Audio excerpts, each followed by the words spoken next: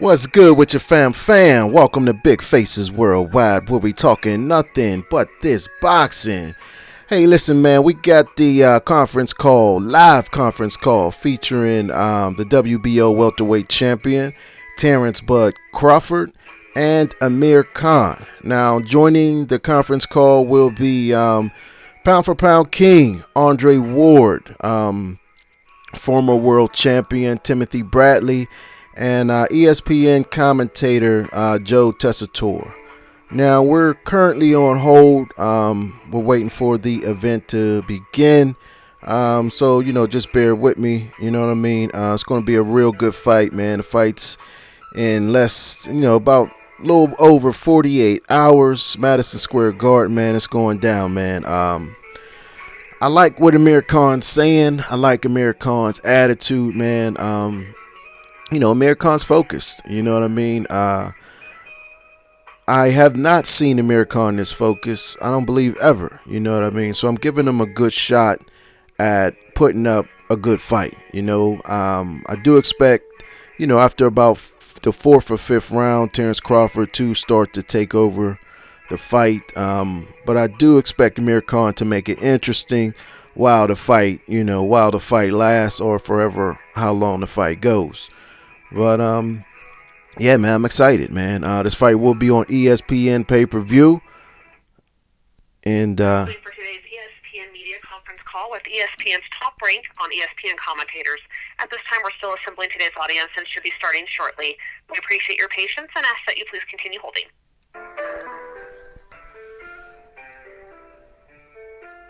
So yeah, man. I'm looking forward to this fight, man. When they first announced it, I wasn't too excited about it, man. But they have been doing a good job of promoting this fight with all the the training videos, the in-depth conversations with the fighters, man. I'm telling you, man, it's made me more interested in this fight. You know what I mean? Just to see how hard these guys are training, how focused these guys are.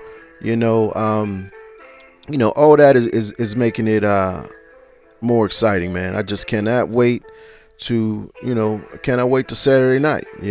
I don't know what else to say, man. These guys got something to prove. Amir Khan knows that he may not get another opportunity like this.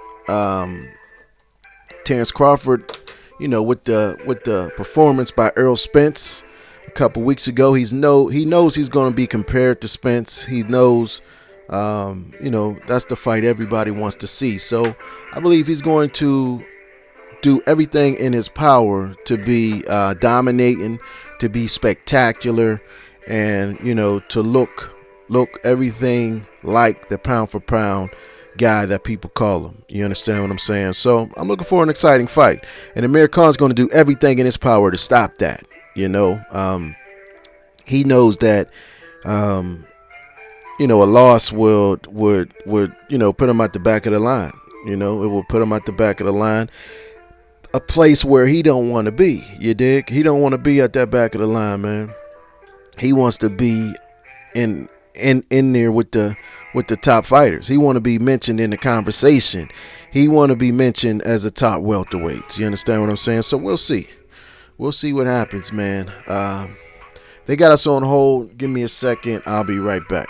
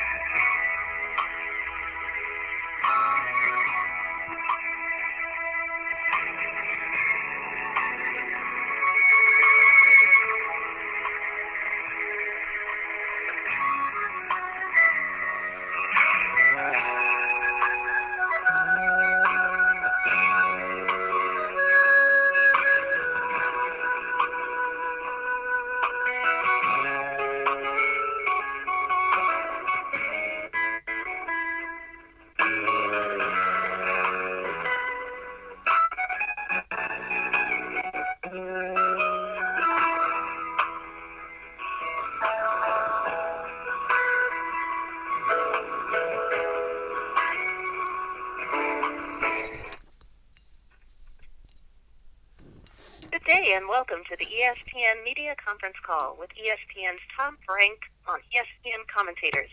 At this time, I would like to turn the conference over to Santa Brito. Please go ahead.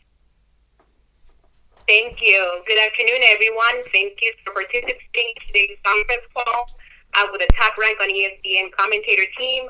On the line, we have Joe Tessitore, Tim Bradley, and Andrew Ward. This Saturday, April 20th, Top Rank on ESPN returns to Madison Square Garden, the mecca of boxing, for a showdown between pound-for-pound king, three-division world champion, and reigning WBO welterweight champion Terence Crawford, and former unified super lightweight world champion Amir Khan. Crawford and Khan headlined the inaugural Top Rank on ESPN pay-per-view broadcast. And just a few notes before we start.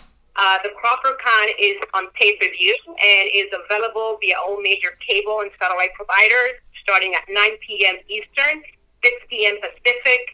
Joe will be the blow-by-blow commentator, and Tim and Andre will serve as analysts. Fans can purchase the fight on ESPN.com as well. In addition to the pay-per-view, ESPN2 will air 5 undercard bouts starting at 6 p.m. Eastern, 3 Pacific, and the undercards will also air in Spanish on the ESPN app. Before the operator opens the line for questions, I would like to pass it to Joe, Tim, and Andre for their opening remarks.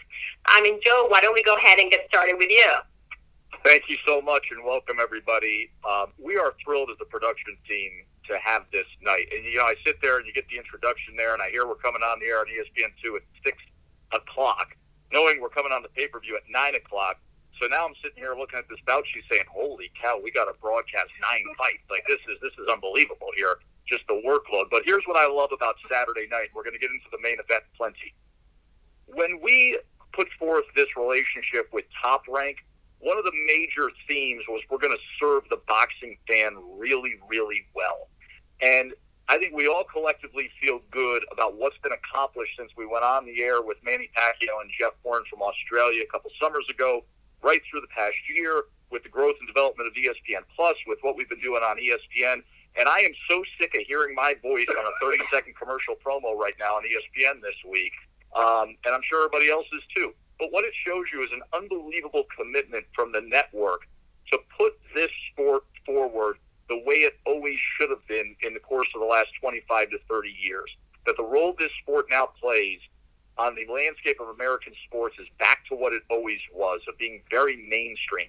And this night really over-delivers to the fans, and we're really excited about it. We just got done having our production meetings with all the fighters, and as much as we have, arguably the pound-for-pound best fighter in the world, an undefeated fighter, a generational talent in Bud Crawford, against a global star, right?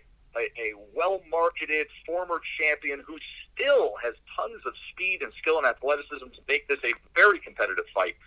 We have a pay-per-view card that's worthy of a pay-per-view card because you have rising undefeated stars, you have intrigue, you have next-generational talent kind of guys, and Shakur Stevenson and Teofimo Lopez both taking step-up fights.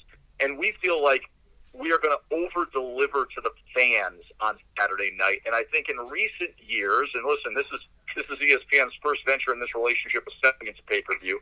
In recent years, you haven't been able to say that about the sport, whether it living in the corner of premium cable or whether it living in the world of pay-per-view, which for the most part was economic relief for promoters and networks rather than really delivering a hefty night to the fans. And we feel from 6 o'clock through or past midnight on Saturday night, we are going to serve the fan. And that is first and foremost. Now, the primary way we're going to serve the fan is 2 very determined world-class fighters being in the ring at the end of all of that. Just moments ago, Bud Crawford and Amir Khan left the room that we're sitting in right now. I'll let Tim and Andre tell you what they're seeing, what they're thinking, what they expect in the fight. But here's what I do know. We are getting 2 guys at their absolute prime, at their absolute best, the best version of each of them. We got a very surly and nasty Bud Crawford that visited with us, and we've had that version of Bud Crawford sit with us in production meetings before. And when you get that version of Bud Crawford, you get a serious ending to a fight that is memorable. And we've got Amir Khan feeling that right now, 33 wins into his career, fighting at a weight class where he's undefeated, feeling a sense of maturity, having a 12-week training camp with Virgil Hunter. He sits here and he tells us that he is completely ready. And then you hear the deference shown from Bud Crawford of recognizing Amir Khan's physical gifts, his boxing skills, his legs, his straight punches, his fighting prowess. And I have a feeling that this fight, as it draws closer, is much more than how it was perceived when it was first signed. Anytime you're going up against a guy like Vasily Lomachenko or Bud Crawford, I don't care who's opposite them, the early perception of the fight is, oh, man, come on, we know what's going to happen here. Listen, I have great intrigue as to what's going to happen in the first 6 to 8 rounds of this fight, much like we've seen other times with Amir Khan. Tell me about a Amir Khan fight that you've ever seen. Listen, the guy went all the way up to 160 pounds against Canelo Alvarez. I know what happened there. He's never in a bad fight. And I think we're getting the absolute best version of him here, but I want to turn it over to Andre and Tim, and we'll start with Tim with his opening statement. And then, guys, we'll gladly take as many questions as you want, but we're so excited to have the opportunity to talk about this fight with you. I'm just glad to be here, one, and also after last week, looking at, possibly arguably the number one pound-for-pound fighter in the game, Lomachenko, now we're coming back this week to look at Terence Bud Crawford, and we get to compare the two. Different opponents, but I love the fact that we get to compare the two, and the fans at home that's going to be watching, they're going to get a show from Bud Crawford and Amir Khan. I want to see if the fans at home can pick after watching Bud Crawford their number one pound for pound. So that's what I'm interested in, and I want to see if Amir Khan still has a lot left in the tank. I want to see how well he prepared, and I want to see if he has the ability still to compete at the welterweight division. Here we go. Hey, everybody. They put me third on this call, so I don't know what else I can say that Joe and Tim haven't said. But I will say that I'm also excited about calling this fight on ESPN pay-per-view. I read a headline the other day that basically it was a writer saying something to the effect, and he may be on this call right now, but something to the effect of he's, predicting or hoping for, a failure for this pay-per-view, and that's just not the type of headlines that should be written when the collective goal is to push the sport forward, and to grow the sport. And this type of card, this type of event is going to do that. And just like Joe said, from top to bottom, you have Verdejo, who is trying to reclaim, the glory that he once had. He doesn't have one championship round under his belt, and he's literally fighting for his boxing future to show the people that he is still El Diamante, that he still has what it takes to be a champion one day. You obviously have a young man that I'm familiar with, Shakur Stevenson, who is he wants to be in the top spot. He's on the fast track. The team top rank, and obviously myself and the other managers, we would like him to probably take a slower route, but in this day and age, man, the young fighters, they want to move a lot faster, and he has what it takes. But it's not going to be easy against Diaz. Diaz challenged for a world title not too long ago. He came up short, but he obviously showed that, he's in the running. Like, he deserves to be in the race, to be facing the top of the division. And he wants to show Shakur that, Shakur picked the wrong contender to pick on. We obviously have Teofimo Lopez, the co-main event. He's in the peculiar position where, yes, he's getting a lot of headlines. Yes, he can fight. No doubt about that, but people still have questions, as they will for the course of his career. That's how it goes. How good is he, and can he back up the big talk? And this is pressure that he and his father have heaped upon themselves. I respect it. It's not an easy thing to do. You have enough pressure as is, just being a young prospect with a hot name. And they're not only doing that, but they're calling out guys like Lomachenko, who, again, depending on where you are on the pound-for-pound list or how you put either fighter, Crawford or Loma, he may be the best guy or number two. They're calling for that guy. They're not just saying, yeah, we're willing to face him. They're demanding the fight. It's a lot of pressure to live up to, and they're doing it. And I respect it, whether you agree with it or not. And then our main event between Amir Khan and Terence Crawford, I know Amir very well. It's well publicized that he's with my team. He has pretty much my whole team in the Bay Area. Amir Khan is a silver medalist. The goods have always been there physically, but in the biggest moments, he hasn't been able to put it all together. And Amir's issue is not information. It's not knowing what to do or being told what to do. It's always application. Can he do it in the biggest moment. And the question I would have for Amir Khan going into this fight is simply, is it more important for you to prove to the people, the masses, the fans, the media, how tough you are, or that you can take punishment, or that, you're a guy that has heart, or is it more important to actually win the fight? Because winning this fight, regardless of how he wins it, is really the only thing that's going to extend his career. Terence Crawford, he has just being in the discussion about fighting for titles. He's done that. He's been the undisputed champion at 140. He has plenty of belts. He's in the position where every fight matters, and not just winning, but how he wins. It matters when you're in the discussion for pound-for-pound elite status, because clearly that is irrespective of weight class. And every move, every performance is going to be scrutinized, as it should be if you're going to be in that discussion. So he's not without pressure going into this fight. He not only has to win, but he has to dominate, and I would probably venture to say he probably needs a knockout to stay in that top conversation because of the history of Amir Khan.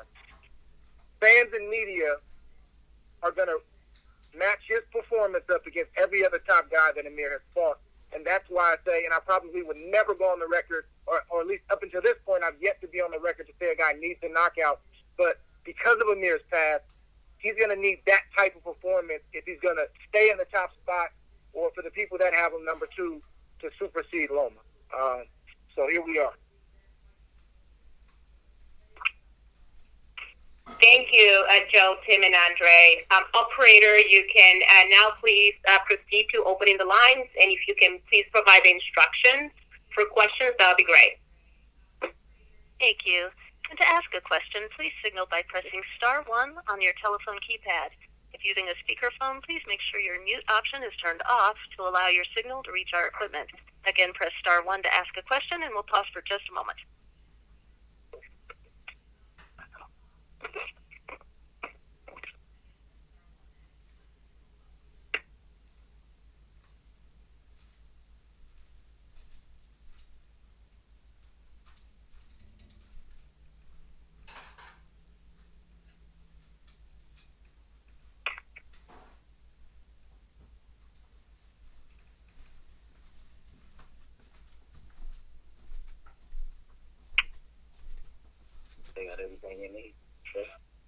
Operator, I can go ahead and get started. I actually have a question from Terrell Ben from FightView 360 for Tim and Andre, and I'm just going to go ahead and read it.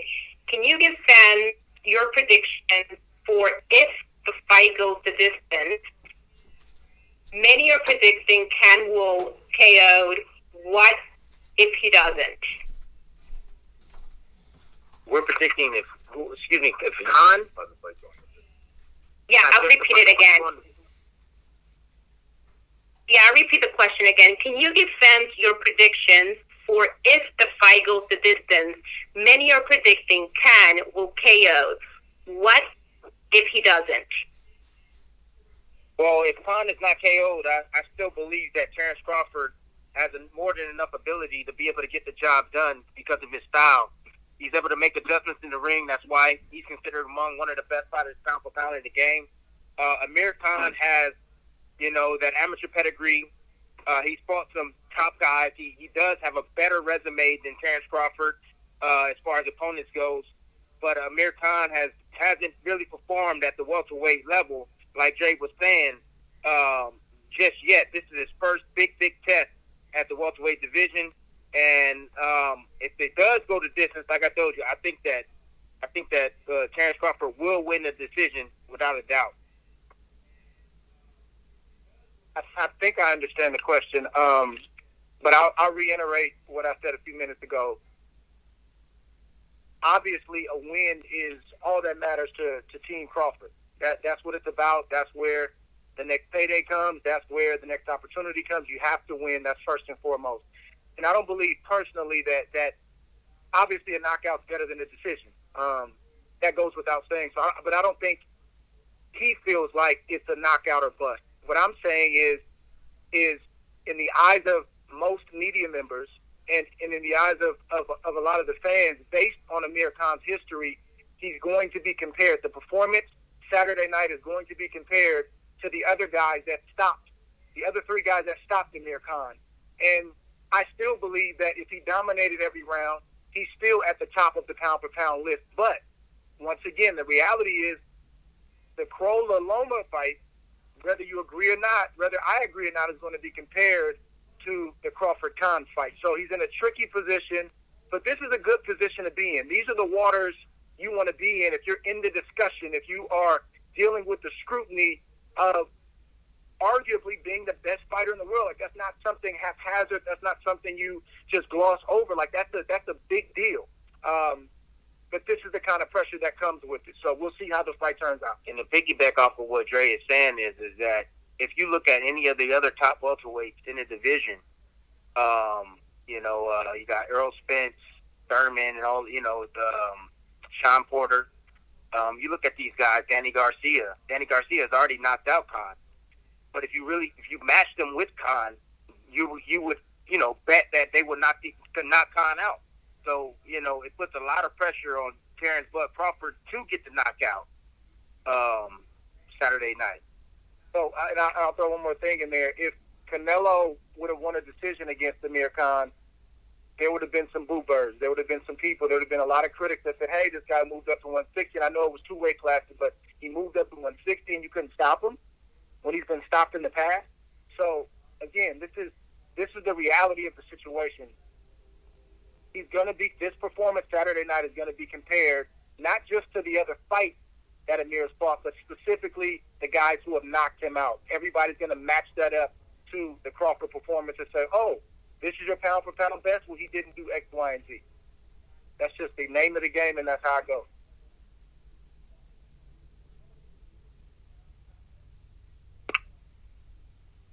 Operator, next question. All right, and we'll take our next question from Michael Gross. Please go ahead. Oh, with the Boxing Boys.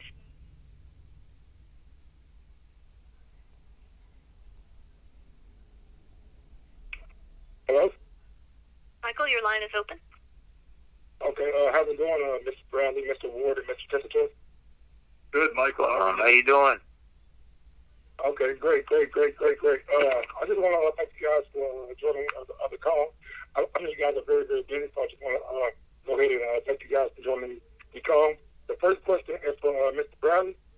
Seeing that you've done big pay-per-views and a lot of pressure has been on you, how much pressure is it on Terence Crawford to deliver a spectacular performance, even though he's already knocked out the guy that knocked out Amir Khan?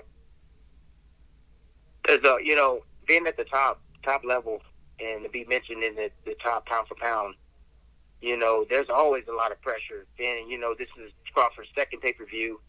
There's a lot of expectations from not only the media, but also the boxing fans, the boxing world. Granted, he's facing Amir Khan and the history of Khan in big fights, him being knocked out. So there's a lot of pressure on Terence Crawford, going into this fight. I have to say this, man. Khan is not as easy as everybody think. This fight's not going to be as easy as everybody thinks it's going to be. Khan is highly motivated. He's at a point in his career where he needs a fighter to get him up, and, Terence Crawford is that guy. He's that guy that, he has to dream about every single night for, 3 months.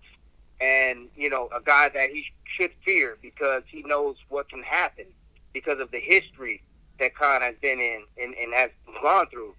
So, Khan's going to be ready more than what everybody thinks everybody thinks that he's going to be. He's going to fight smart. He's going to fight hard. He's going to give Terence Crawford a challenge. There's one thing that Terence Crawford does that kind of, worries me a little bit is that, when he's in close, sometimes he pulls away with his hands out, leaving himself exposed for a left hook from a little bit too close. You can't do that against a guy like Khan, who's an Olympian, who's been in there with some of the top guys in the world, without paying a price. So I'm curious to see if Terence Crawford has fixed that, and I'm curious to see if Khan can make him pay for his mistake. how much does a fighter think about doing a big pay-per-view like this leading up to the fight? Like, how much does it factor into his psyche? His psyche, well, if you real, just put it this way, if you real, you got to be able to deal with the pressure. But, I can tell you this, my first pay-per-view when I fought against the best fighter, pound for pound, Manny Pacquiao at the time, I could tell you what Khan's feeling right now, being the B side of things. I felt like I was fighting against King Kong. I couldn't eat, I couldn't sleep. Everybody, was expecting me to get knocked out against Manny Pacquiao. It was a lot of pressure, man. I mean, I just had to relax. Just put it that way. I spoke to some of my friends that's been in round boxing for a very long time. They told me, Tim, just relax. But the lead up, in your hotel room, when you step foot on the scale, after that, man, it becomes a reality, man, and it could definitely hinder your performance when you step foot in the ring. I have to say another thing is that last week when we saw Lomachenko against Crawford, Crawford can say whatever he wants about not being nervous and not being scared. He did not fight that way, from the opening bell. Crawford fought scared. The bright lights got to him, and that can happen. That can very well happen. But I don't think it's going to happen in this fight, man. Khan's been here before, man. He's been here before. He's been in big events. So I don't think that's going to happen. I think he'll be fine, man. My next question is for Mr. Ward. Watching our ring signs yesterday, great job, by the way. You stated that Crawford has a willingness to exchange, and this could be one of his weaknesses. How can Amir Khan exploit and capitalize on this?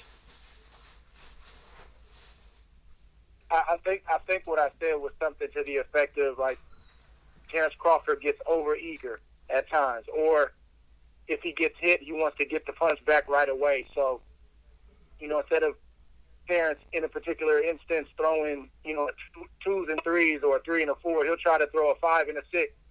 And on that 5 and 6 punch, he'll exchange with a guy and he'll tend to get caught at times. That can be good and bad. The negative part is obviously you got hit. The positive is you were in range to do damage as well. To sum this fight up in a nutshell, this fight is about the second and third adjustment. The first game plan, they may match up evenly in the first round or two. But it's the second and third adjustment that Terence is going to make. And the question and the burden and the onus is going to be on Khan. Can he keep up? Can he make the other adjustment? And when Terence makes another adjustment, can Amir Khan make that adjustment? And that's where Amir sometimes gets left in the dust in those bigger fights against better competition, is they make the second and third adjustment. He doesn't realize the process mentally that, this guy's setting me up for a big shot. Amir's going along to get along. He's being fast. He's being what he is. He's doing what he normally does, using a lot of athleticism, a lot of skill, the things that he woke up and came out of the crib with. But when it comes to digging deep mentally and saying, whoa, this guy's trying to set me up with this. He wants me to throw that right hand so he can come over the top with the left hook. That's what he's been unable to do. I'm not sure if he can get that at this stage in his career. I know, my godfather and my former coach, Burge, has been working on that. He's doing his part. But again, the issue with Amir Khan is not the information, it's the application. He has the information. He'll say all the right things.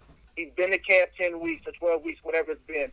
I don't have the entourage anymore. I'm focused. I know how important this fight is. But when the lights come on and the bell rings and you get past that first adjustment where Terence starts to get out in front a little bit, what is Amir Khan going to do? Thank you. Operator, can we go ahead and move to the next question? I know we have a few questions teed up. Yes, our next question is from Simon Rebel-Tabit from Punchline Live. Please go ahead. Yeah, thank you. And then Joe, Tim, and Andre, thank you for taking the time with us. You mentioned that you had you already met with Khan and Crawford. Anything standing with them, looking in their eyes, that changes or confirms your outlook for Saturday? Yeah, I'll just reinforce the one observation I've made a few times when we've had Bud in these production meetings. But there is a surly, mean streak that grows within him as you get closer to a fight like this with Bud Crawford, and it was festering already today. We usually have these production meetings on Friday where it's very, very pronounced when you're with him. It was already there today. The other observation I would have is both guys are physically primed. When we throw, the fit and ready around, they are fit and ready. They have been on weight, so they are comfortably eating. They are comfortably hydrating. You're getting a very, very good physical version of both guys. I would also say that Amir Khan, as well as Virgil Hunter, talked plenty about focus and discipline and attentiveness to what is happening here. And Amir going so far as to saying how much he's even changed his fight week norm, that last night he found himself staying in and watching fights, of watching some of his past fights, watching some of his sparring on tape, and watching some of Crawford's old fights. And he said in previous big fight weeks that would not be the case as to how he spent a Wednesday night. It would be family, it would be friends, it would be the gathering of everybody who's coming into town for the fight. So my personal takeaway is that you're getting guys who are at their physical prime prepared peak and their mental prime prepared peak. That was my biggest takeaway. Listen, we sit there, we go deep.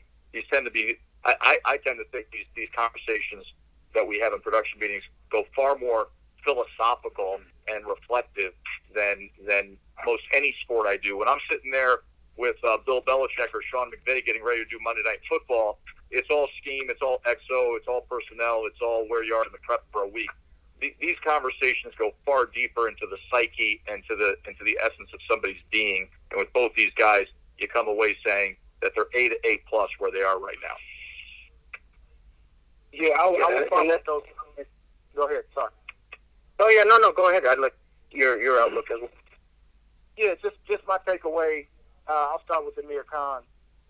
You have to give Amir Khan credit because there's not a lot of fighters that could have gone through what he's gone through in a boxing ring, and also the scrutiny he's dealt with outside the ring.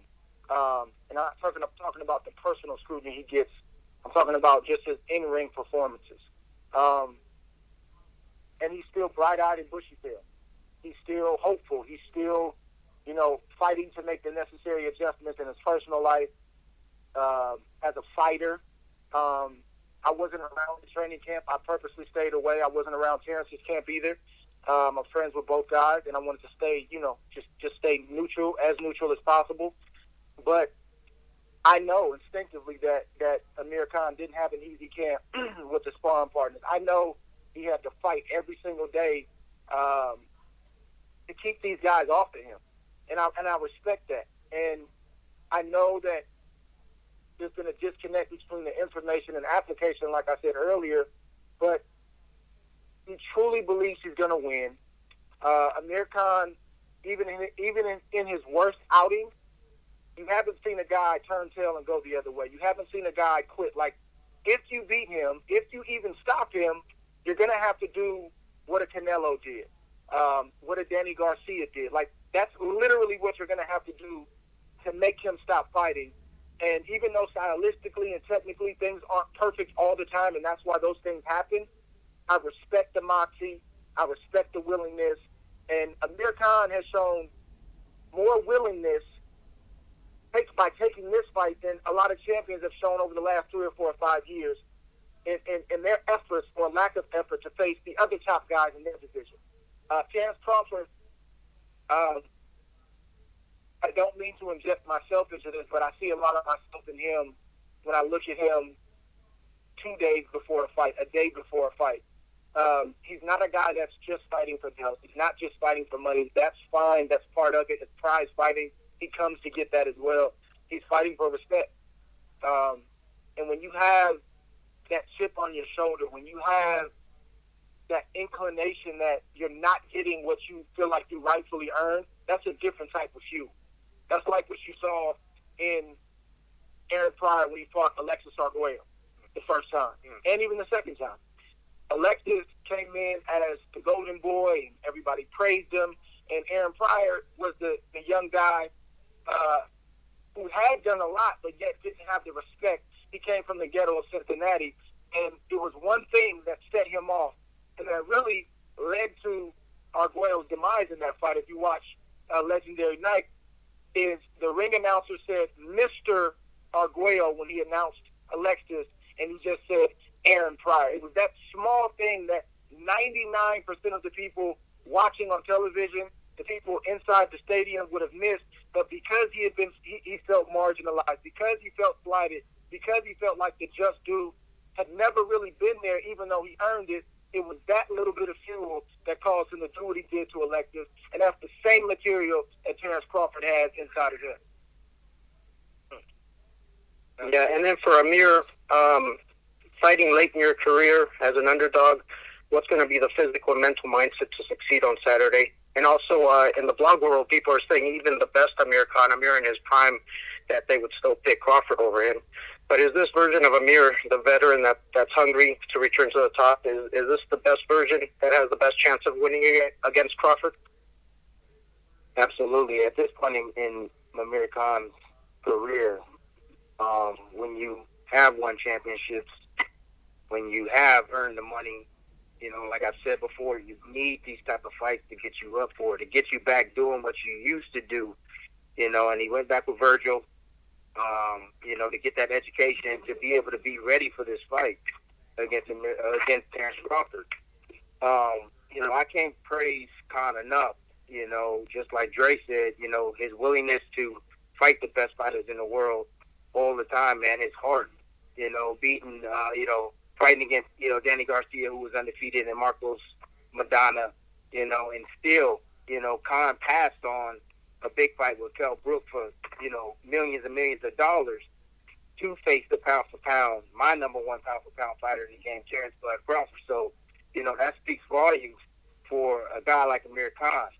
And, what I saw during, the press, the fighter meeting, I saw a focused, very determined Amir Khan, kind of changed my outlook on the fight. I think this fight, like I said, is going to be a tougher fight than what everybody, are saying. I think that Amir understands what he has to do and what he has to be. And I think he had great preparation for this fight after talking with him, after speaking with him. And I think it's going to be a very competitive fight very early. He just can't get caught with the big shot. Amir Khan, I believe, will be in this fight if he doesn't get caught with the big shot from Crawford. And as far as Crawford goes, it's always the same with him. He can destroy. That's the only thing on his mind right now. It's fight week. He's a very humble guy, but you don't want to get under Crawford's skin the week of the fight. One of my colleagues here asked the wrong question or said the wrong thing to him, and Crawford snapped off at him and said, "Don't you disrespect me. Don't you disrespect me." And it was just as simple as, "Hey, this is your first pay-per-view fight." And he's like, no, it's my second. And so, he's very fueled and very determined to hold on to his status as one of the top fighters in the game. No other welterweight want to step up and face Bud Crawford. They keep saying that that they're the best, and Crawford is willing to prove it and to step up in the ring with them. But, these guys, they keep running from him. They don't want to fight Terence Bud Crawford. So Crawford is fighting Khan now because he's the only one man enough to stand up to face Bud Crawford. And, like I said, I think it's going to be a great, great fight. I think everybody's sleeping on Khan in this one.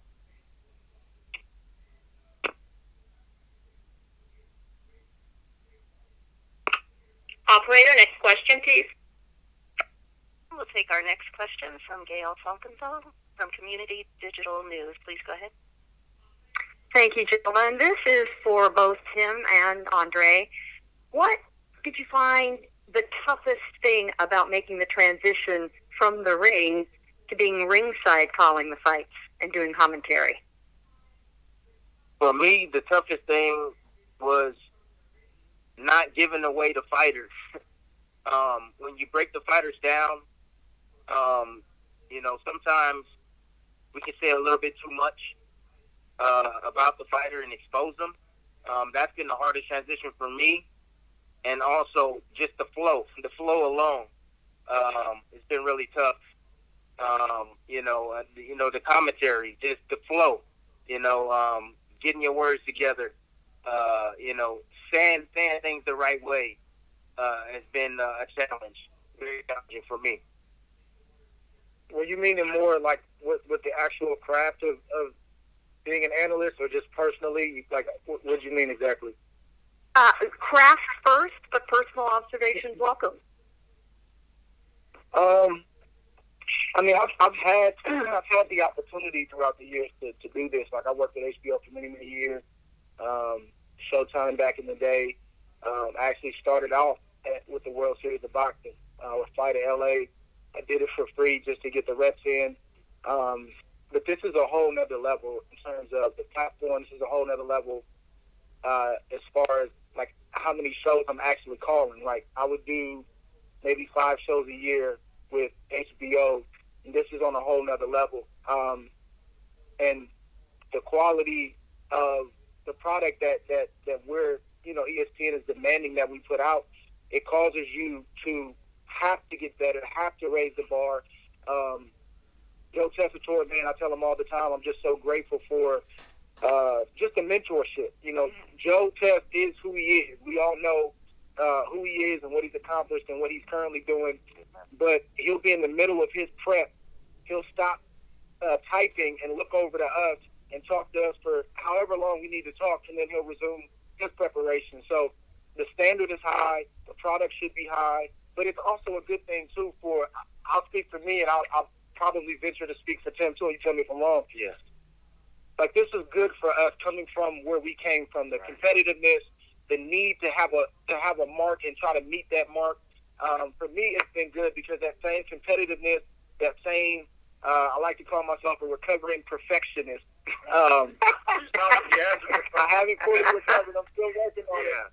But, like, I'll have moments in here where one thing will be off, and they'll see me just be hypersensitive over it. And Joe will just look at me and say, I got a glimpse of the fighter, Andre Ward, and what his trainer had to deal with. That's just who I am, but it's good for me to have this. So that part is good. And then just emotionally, I would say it's good that I would say that I have some nights where I'm calling a fight and I'm like, I'm glad I'm on this side of the ropes and I'm not inside the ring. I don't want to have to deal with that anymore. And then there's other nights where I'm like, man, I wish I was the one walking out from that curtain, and I wish I was the fighter that they were talking about. So it's a process, but it's a process that all of us, as guys who are, going to retire at some point, we got to go through this. Whether we're over the hill and retire too late, or we retired, at the right time. So I'm embracing it. I'm happy to be a part.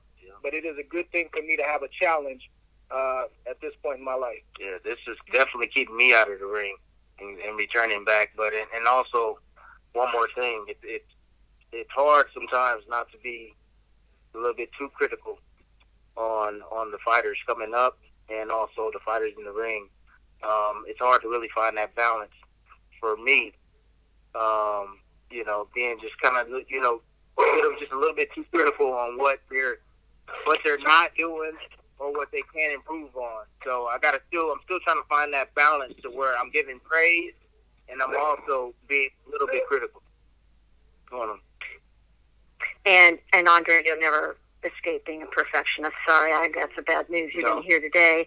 Joe, you work with a lot of athletes, turn commentators. You're give these gentlemen a grade. It's interesting that you say that because this is obviously our first full year of being a broadcast team together in a 3-man booth. And I'm just coming off of a Monday Night Football season with a 3-man booth, which was highly scrutinized, as has been a cottage industry off to the side of Monday Night Football going back to the days of Cosell and Meredith and Gifford. So in a span of 1 year, I've had this experience of retired Hall of Famer coming to broadcasting 3-man booth in one sport and retired Hall of Famers coming to broadcasting 3-man booth in another. And the greatest difference with Andre and Tim is how comfortable and natural they are, meshing and grooving together like the same way they would be sitting on a couch watching a fight. And it happened right away with them. It didn't have to evolve. It didn't have to grow. Yes, as every week goes by, there's refinement and things are smoothed out, and their TV acumen and skill set and television IQ fully develops. But right from the start, you're dealing with two guys who understand how to mesh together, and their boxing brains are so elite and they're so comfortable that it makes my job really, really easy. They're very coachable. They both want to be coached. They both sit back and they broadcast, because I often talk to my analysts, no matter what sport I'm doing, of broadcasting with your eyes up, of just looking, being aware, and reacting. The reason that they're hired is because they're two of the foremost, experts in the world. They're two of the who've done it generationally, recently. And when they broadcast with their eyes up and see and say and tell us the why and how and what not and what to look for, they're excellent, which is what they've done.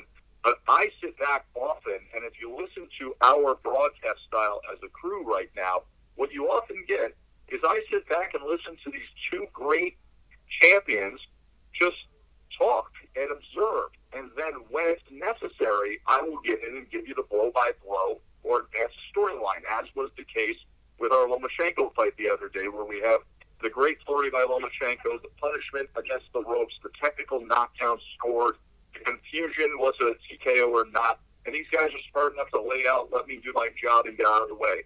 But with how young they are and how hard they work and the positions they now hold in boxing, because the broadcast landscape of the sport drastically changed in the course of the last 12 months.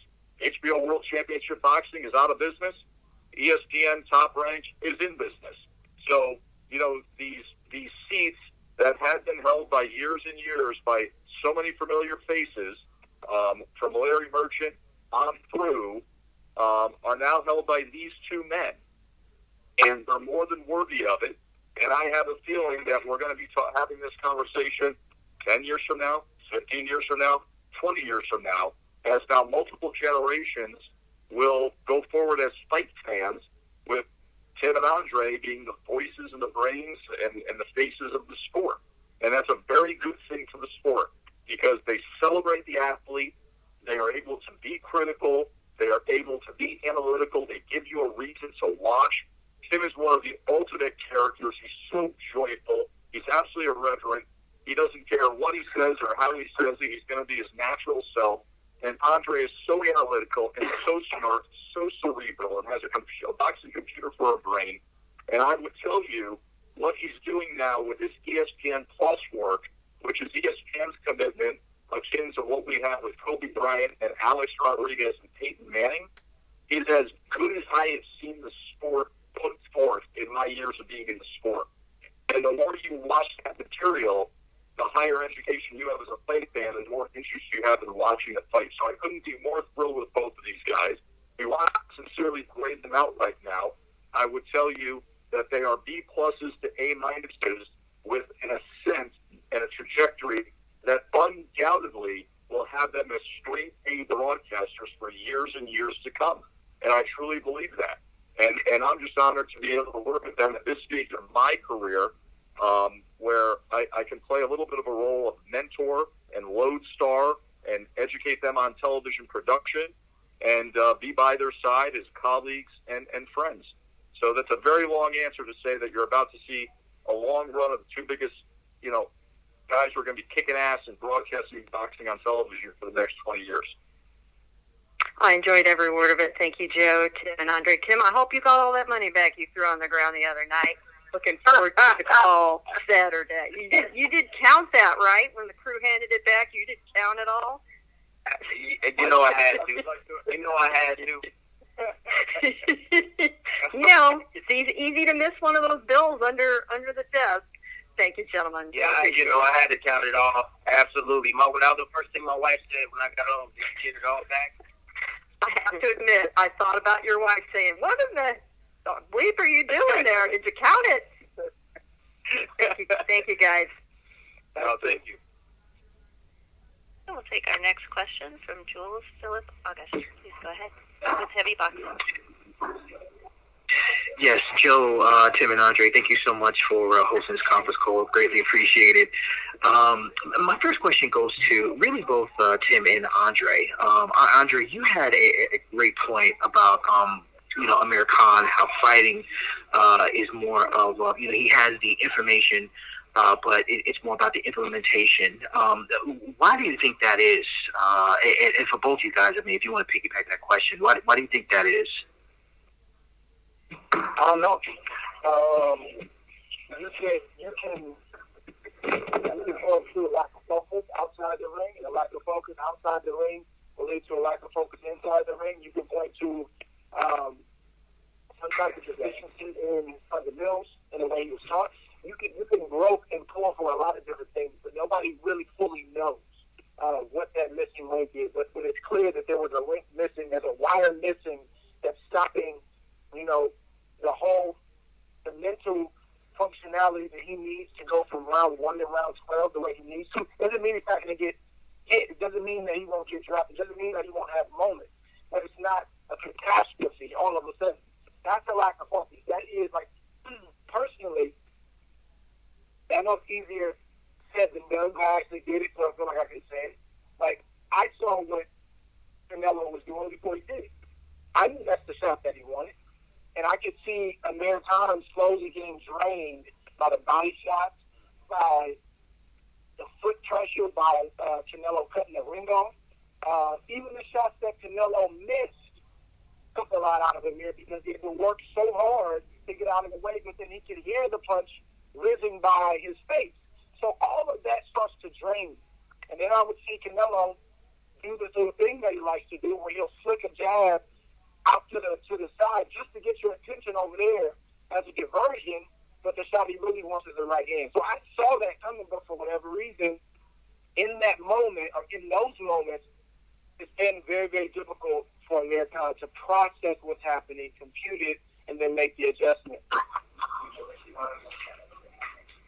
Thinking back on what he just said, I think it's a technical flaw that Amir Khan still has that long amateur pedigree, never really escaped it.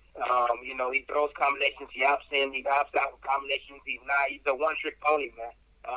He has the speed, he has good punching power in his right hand, but for some apparent reason, he doesn't have a sense of judging distance.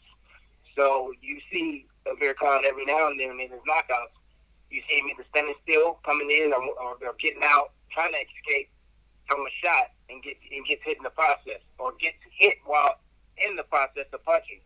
And that has a lot to do with, how he was taught. As far as discipline goes, staying focused, staying concentrated, that's just something that you have to practice. You have to practice that in the gym constantly. That's the reason why I think he went back to Virgil Hunter, because Virgil Hunter is more cerebral. He's about the fundamentals, and he's about getting into his fighter's head and controlling them to do what they need to do to win a fight, a fight like this. And that's the reason why I think Khan has a really good chance of winning this fight, because he's with, Virgil. And if he can just stay, focused, for every minute of every round, I think he can compete with Terence Crawford, with the skill set that he brings, and also the hand speed and power. No, that makes sense, guys. My next question is, both of you guys have had signature wins in your careers. Obviously, you guys are first ballot Hall of Famer. But for Terence Crawford to obviously legitimize himself as number 1 pound for pound, is this fight with Amir Khan, is this a signature win that you guys think he needs to solidify himself as number 1?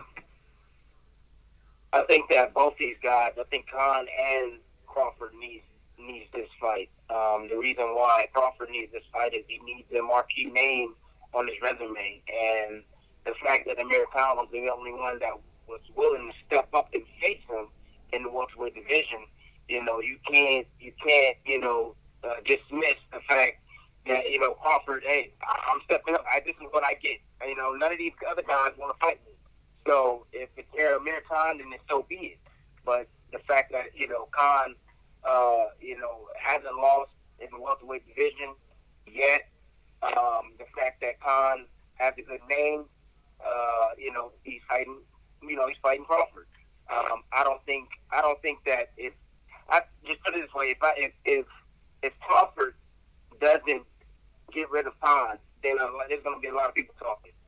Okay, a lot of people going to be talking, and probably including yourself, because when you really look at the landscape, of the welterweight division, Danny Garcia, Thurman, Earl Spence, all these guys should, if you match them up with Khan, should knock them out. So there's a lot of pressure on Crawford to get this knocked out.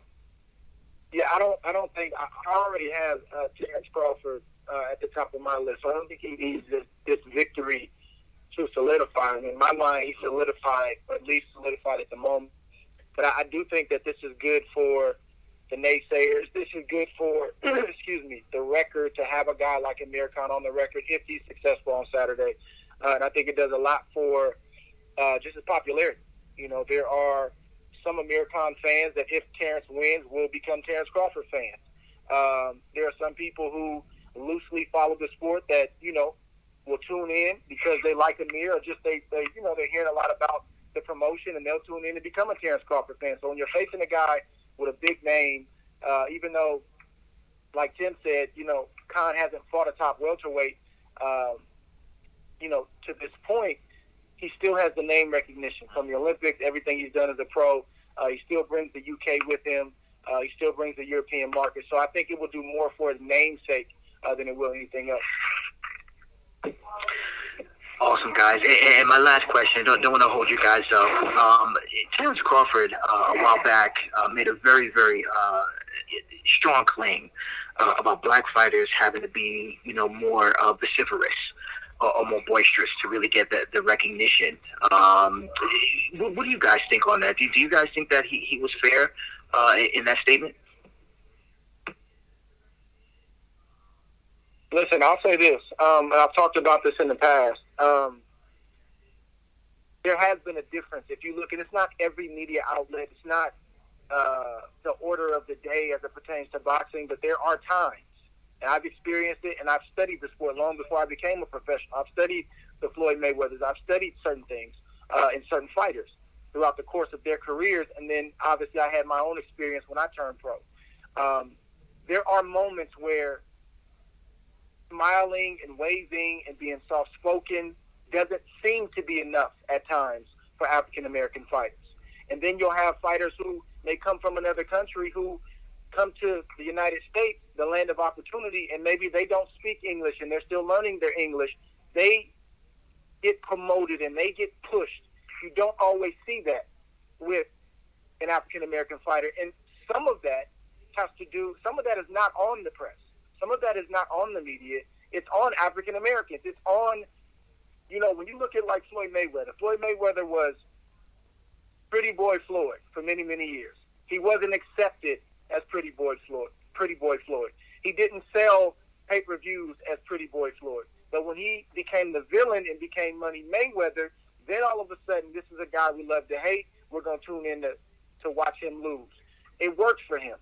Personally, me, I wasn't willing to compromise my beliefs. I wasn't willing to compromise who I was as a person. And I always fought in my career with the end in sight. I knew instinctively the day is going to come when I walk away from this sport, and what am I left with? I wasn't willing to sacrifice, being able to go to my kid's school and be respected. I wasn't willing to create some monster that I was going to have to live with when my career was over for the sake of selling a few more pay-per-views and selling a few more seats. That was my stance on it. So now you have Terence Crawford, who kind of feels the same way. He's a soft-spoken guy, and I think the question he's asking, and that's not for me to answer, is why don't I get this pub? Why don't I get the respect that I deserve, or at least to the level in which I feel I deserve it, even though I'm soft-spoken when maybe guys over here get it and they're soft-spoken. So, yes, I have seen some of this. I've spoken about this in the past, and but I want to make it clear, it is not for every media outlet, and it's not for every – there are a lot of objective fans, and there are media members who do a great job, and they're objective, and race never comes into the equation. It's just about the fighters and how good they are and what they've done, what they haven't done, and that's where it should be, and that's where it should stay. I just think it's funny that you say that because, Floyd Mayweather got criticism for many years and still getting criticism because he's a defensive fighter. And, people say his style, he runs. He's always running. He's not entertaining. But you got a guy like Terence Crawford that's knocking out everybody he gets in the ring with and still, not getting the exposure he feels. And some people feel that he deserves, rightfully deserves. All I can tell you is that all he needs to continue to do is do his job, and he can worry about everything else. Let somebody else worry about everything else because, Terence Crawford continuously delivers, and it doesn't matter who he fights or what he does, he still doesn't get the recognition that, he feels and that I feel as well. And it's just a process, man. I've been in it. When I fought guys. Still with my career right now. After my career, people try to downplay what I've done in the sport of boxing, and I got to bring it to their attention and tell them like, hey, I've done this, I've done this, I've done this. You must have forgotten, and it's really quick for people to not remember or to forget. Once you leave the sport, what a person did at their time, at their era, in their generation. So I don't know what it is, bro. I don't know why it's this way, but it is. And I'll just add to what Tim said, and I'll also add to what I said earlier. The race thing is very tricky, and you have to be very, very sensitive because you may not be getting credit for a particular fight you won, or just in general, you may not be getting your just due, and it's not always race. You have to be very careful. That's a heavy coat to put on any one person. That's a heavy coat to put on a particular writer, a particular website, a particular YouTube blogger. Like, if you don't have real proof that person is a racist, like, you have to be very careful to put that kind of thing out there like that. So I personally try to give people the benefit of the doubt. And I may have a thought about something, but it's not something I'm going to speak about because, again, you got to be very careful about that. But that being said, I stand by what I said earlier throughout the course of my life and how I've studied the sport in that particular area about some guys being soft-spoken. Let me just sum it up this way. There's a notion that if you don't do a certain thing, if you're not Floyd Mayweather-esque, if you're not throwing money at the camera, and you're not named Tim Bradley, that's a different kind of... Whatever, right? I'm talking about as a fighter building up a fight. If you're not doing that, if you're not showing us your house, if you're not showing us your Bentley, if you're not showing us your jewelry, then you know what? You're boring. We shouldn't tune in to watch you. But then it's not always the case on the other side. That's what Terence is saying. I have seen some of that. I can't subscribe to some of it, but I will not say that every piece of criticism, every critique, every person that's not giving you your just due is a racial issue. So they just may not like you as a fighter, and you have to live with that. So it's a very fine line to walk, and I personally try to be very, very careful about this. I've spoken about this. I'm a biracial kid. Like, I'm not pro-black, and people get mad at me when I say that. I don't have a preference for people. I prefer everyone, and I love everyone. And if there's a white person that's in the wrong, well, that needs to be addressed. And if there's a black person that's in the wrong, they need to be addressed. So it's a very fine line to toe. I know it's uncomfortable for people to talk about, but Terence has some points in what he's saying, for sure.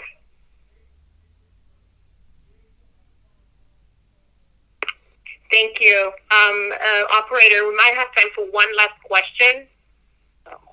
Again, press star 1 to ask a question.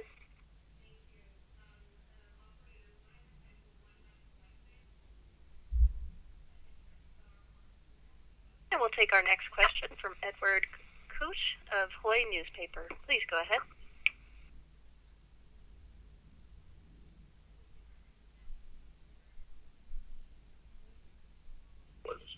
Edward, your line is open. Yeah, sorry. That's Edward Catwich. Yeah. I'm sorry, Edward. What is you with? This question is for Tim and Andre, and just wanted to hear how close do you guys think is Teofimo Lopez to be in the same level as Lomachenko? And how good is it for boxing that these young guys are calling out the big guys like Lomachenko? I'll jump in. This is Andre. We don't know how close he is. This is unscripted. You don't know until they fight the fight, and this is something that I told Teofimo's father today in the fighter meetings. I said, I respect what you guys are saying, and the eagerness to want to face not just another champion, but to face arguably the best fighter in the world in Lomachenko. I said, but you do know that it's a, do you? I said, I think I prefaced it by saying, or I phrased it by saying, do you know the magnitude of what you're demanding? In other words, I can give you a list of young fighters who took that big step up, one fight too soon, and they were ruined. You see some guys like Muhammad Ali when he fought Sonny Liston, and that was when Sonny Liston was the big bear. He was feared like that. Everybody thought Ali was going to get killed. You look at Floyd Mayweather, Janelle Hernandez. You look at those types of fights where they took the leap. People thought they were crazy, but they were actually the ones that were right, and they were the geniuses. So it's a very fine line between being right and being wrong, but there are grave consequences, or there's great reward if you're right. So we don't know. He has to fight the fight. I hope he's saying what he's telling everybody he's saying. I'm talking about Teofimo's father. But it's not going to be an easy task for him to face Lomachenko. Lomachenko is who he is, and he's in the discussion as one of the best in the world for a reason. So it's not easy, but I do respect the fact that he's willing to take that leap. He just better be right about it. Well, for me, I like what Teofimo is doing. I like the fact that he wants to challenge the best guys out there. But I just think that it's a little bit too premature. I think that he needs to win a world championship first, and then move in position. If he wants to fight Loma, then he can fight him. You almost got to earn your stripes. Before you get that praise from me. I see the skill set. He's very skillful. He's been in there with memorable competition. The competition hasn't been that great. He's going to get tested, Saturday night, and let's see how well he performs. And then from there, we'll, make our assessment and go from there. But like I said, he needs a championship first in order to get a shot at, Vasily Lomachenko in the near future. Thank you, guys. Thank you.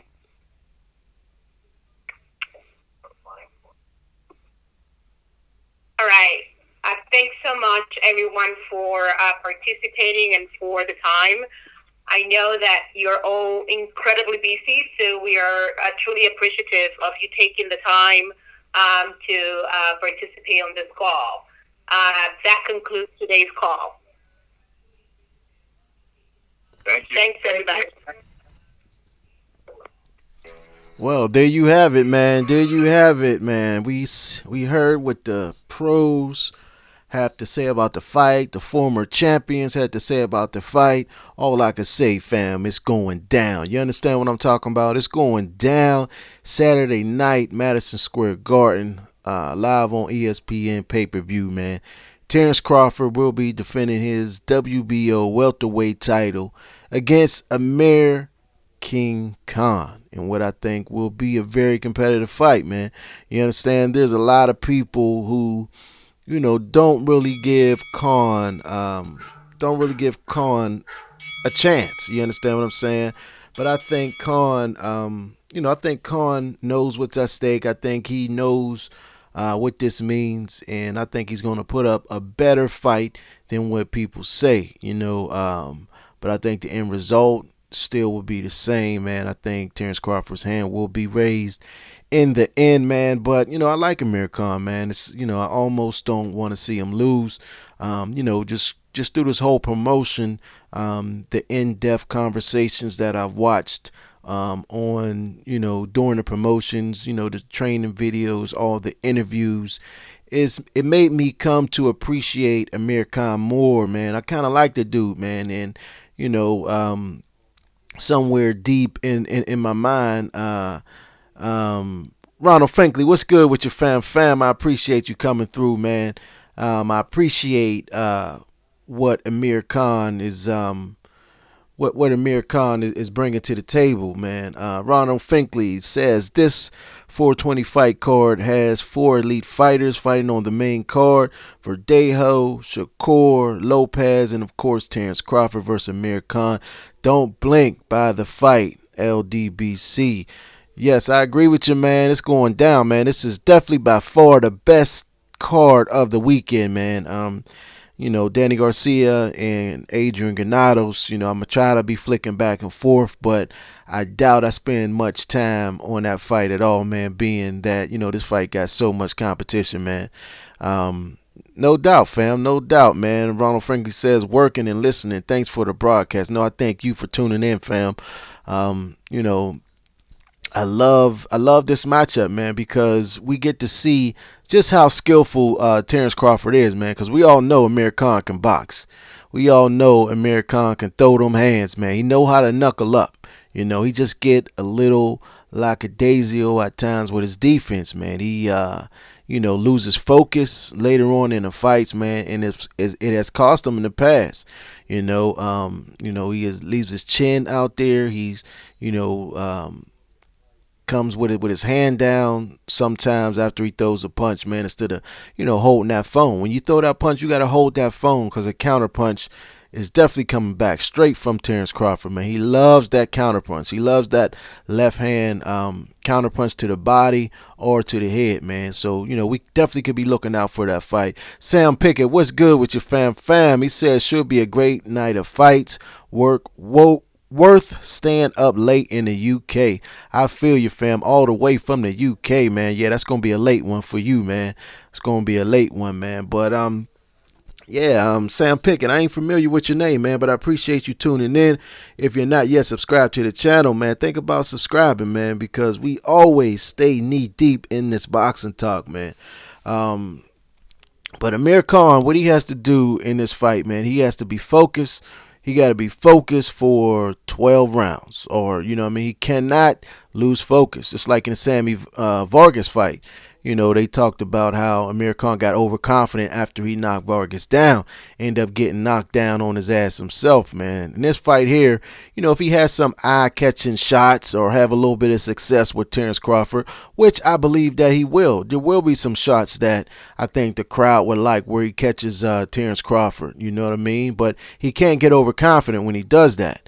You understand what I'm saying? So we got to be focused, man. I was watching a video where Virgil Hunter said that he got a pipeline straight out of the Terence Crawford camp that says Crawford cannot take it to the body and cannot take it to the head. Whoa. Now, I don't know how reliable his pipeline is, you know what I'm saying? But if Virgil Hunter is saying something, he don't strike me as the type of person who just blowing smoke, man. I believe somebody has told him this. You understand what I'm saying? I don't know how true it is, man. I've been watching many of Terence Crawford fights, man, for the last, since he stepped on the scene against Gamboa. From Gamboa on, I started watching every single one of Terence Crawford fights, man, and I can't say that I have never seen him hurt to the body. You know what I mean? I've definitely seen him wobble a couple times. I've seen him, buzzed a few times, but I never seen him hurt to the body. I've never seen him down on the canvas, so I can't too much go on that with Virgil Hunter's pipeline saying, man. But the conference call was pretty good. It was pretty informative. I'm gonna go back and listen. I'm gonna dissect a few things. There's definitely some things that caught my attention. You understand what I'm saying? Especially Tim Bradley, saying that how none of the other welterweights have the courage to fight Terence Crawford, and therefore that's why he's fighting Amir Khan, man. I want to, I might do a live stream, man, where we can dig into that comment a little more, man. But listen, I appreciate you all for tuning in, man. I thank you for listening to Big Faces Worldwide, where we talking nothing but this boxing. You understand what I'm saying? I may do a live stream later on, man. So if you have not yet hit the bell icon, go ahead and type that bell icon, man, so you can be notified when things are jumping off. Like I said before, when we get into this boxing talk, we be knee deep in it, man. We be definitely in it, knee deep in the boxing talk, man. So, hit the bell icon so you can be notified when I'm dropping more videos, when I'm going live, and things like that. Also, go over to my social media, man. Check me out on Twitter. Check me out on Instagram, man. I drop things on there daily, at Big Faces Worldwide, all one word. I also got the podcast jumping off, Big Faces Worldwide Boxing Talk. Yes, we on all the platforms, on Apple, all the platforms on Android. There ain't a whole lot of material over there yet. I just got it up and running, but I do have like 2 episodes over there, so you can go check it out, man. But I will be adding more content, momentarily, man. But in the meantime and in between time, I want y'all to stay blessed and keep on supporting this thing that we love called the sport of boxing. Peace. I'll holler back.